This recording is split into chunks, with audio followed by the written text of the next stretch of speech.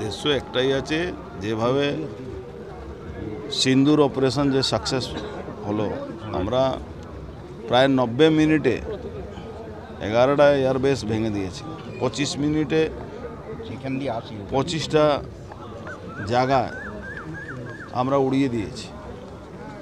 সেই জায়গাতে মানুষের একটা আবেগ, সেই আবেগটা অত মানুষ উৎসাহিত আছে ভারতবর্ষে মানুষ, कि मोदी जी যে আপিলটা করেছেন গ্রামে গ্রামে শহরে শহরে প্রত্যেকটা জায়গায় তিরঙ্গা যাত্রা মানুষ সামিল হচ্ছেন। আমাদের সেনাবাহিনী পাশে থাকার একটা বার্তা দিচ্ছেন कि ঠিক আছে, তোমরা আমাদের সুরক্ষা করছো, আমরা তোমাদের জন্য সারা ভারতবর্ষের মানুষ একযোগ হয়ে এই সেনাবাহিনী পাশে আছে, দেশের পাশে আছে, এই বার্তা দেওয়ার জন্য জেলাতে রাজ্যের প্রত্যেকটা জেলাতে এই প্রোগ্রাম নেওয়া হচ্ছে। জেলা থেকে প্রত্যেকটা বিধানসভা থেকে প্রত্যেকটা মণ্ডলে আস্তে আস্তে নিচে লেভেল অবধি পৌঁছবে, এটাই পরিকল্পনা আছে। আরো কি জবাব দেওয়া বাকি আছে পাকিস্তানকে? দেখুন, এখনও তো আমাদের অপারেশনটা বন্ধ হয়নি, সিন্দুর অপারেশন এখনও চলছে। হয়তো আগামী দিন আরও জবাব দেখবেন। যদি পাকিস্তান আবার কোনো কিছু বোকামি করে তার উত্তর সে পাবে। তৃণমূল তো সহমত পোষণ করেছে, তারাও যাত্রা করছে। দেখুন, তৃণমূলের সহমত পোষণ করা আর তৃণমূলে অনেক রূপ আছে। যেভাবে কাশ্মীরে ধর্ম দেখে দেখেই মারা হয়েছিল, সেরকম মুর্শিদাবাদে ধর্ম দেখে দেখে বাড়ি পোড়ানো হয়েছিল। তো তৃণমূলের সহমত কোন ব্যাপারে আছে এটাই আমি বুঝতে পারছি না। তৃণমূলের বিধায়ক মান গোবিন্দ অধিকারী বলছেন যে এটা সেনাবাহিনীকে নিয়ে বিজেপি রাজনীতি করছে। না, আমরা তো বিজেপি ঝান্ডা নিয়ে কারো পাশে বা কারো জন্যে যাচ্ছি না। আমরা সেনাবাহিনীকে উৎসাহ করছি। সেনাবাহিনী নিয়ে প্রশ্ন তৃণমূলের হয়তো মমতা ব্যানার্জি কিছু বলছেন না, কিন্তু বাদবাকি যত চুনোপুটি আছে যারা রোজ ডিবেটে বসে, তারা সেনাবাহিনীর উপরে প্রশ্ন করছে।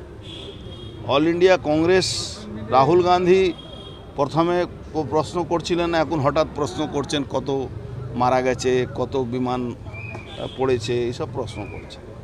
তো ওদের হাতির দাঁত আছে, একবারে দেখাবার দাঁত আছে, একটা খাবার দাঁত আছে। তো এই বিরোধীরা ভারত বিরোধী আছে, এরা মোদি বিরোধী না, এরা ভারত বিরোধী আছে। কেন জানে রাষ্ট্রবাদী শক্তি ভারতবর্ষে মজবুত হচ্ছে, এই রাষ্ট্রবাদী শক্তি কাছে তারা পরাস্ত হবে। তার জন্য এখন ভয় যতটুকু করার আছে ততটুকু করছে। দেখবেন একজন বড় অ্যাঙ্কার একদিন বলছিলেন যে তৃণমূল কংগ্রেসও বিজেপি রাষ্ট্রবাদকে মাঝে মাঝে টেক্কা দেওয়ার চেষ্টা করছে। আর রাষ্ট্রবাদ তো কোথাও দোকানে বিক্রি হয় না। রাষ্ট্রবাদ মন দিক থেকে আসে, মনের দিক থেকে আসে।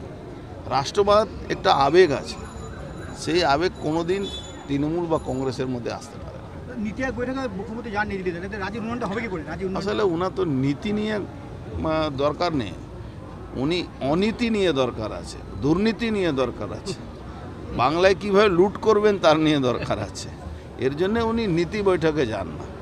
মুর্শিদাবাদে দৌলতাবাদে দেখা যাচ্ছে সমবায় নির্বাচন, সেখানে পুলিশকে পেটাচ্ছে, র্যাবকে পেটাচ্ছে। এই পুলিশের এটাই হওয়া দরকার আছে। পুলিশ, এদের কোনো জাত আর বাকি নেই, এদের জাত লেস হয়ে গেছে, এরা মেরুদণ্ড লেস হয়ে গেছে। এই জন্য এদের মার খাওয়া উচিত। এই পুলিশে কি ভোট হবে বাংলায়? আমার মনে হচ্ছে না এই পুলিশকে দিয়ে ভোট হবে। এবার মানুষই পিটিয়ে সরিয়ে তৃণমূলকে ভোট করবে।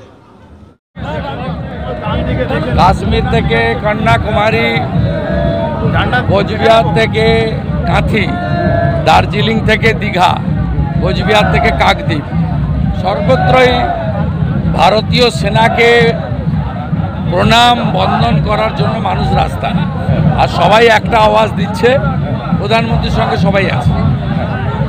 যেটা অন্য বিষয় যেটা প্রশ্ন হচ্ছে, যেটা কিন্তু কামারহাটি সহ একাধিক জায়গায় শাসক দলের একদম সন্ত্রাস দেখা যাচ্ছে বিভিন্ন জায়গায়, ওটা ছাড়া কিছু নেই।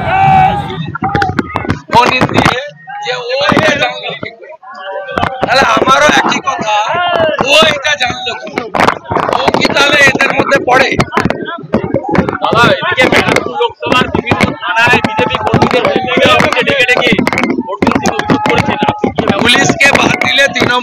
জিরো।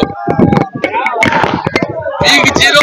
আমি এই তেরেঙ্গা যাত্রায় এই চোর চিটিংবাজদের নাম এখানে ধরতে চাই না। এই র্যালির মাধুর্য, সৌন্দর্য সব নষ্ট হয়ে যাবে, শেষে জিজ্ঞেস করবেন বলে।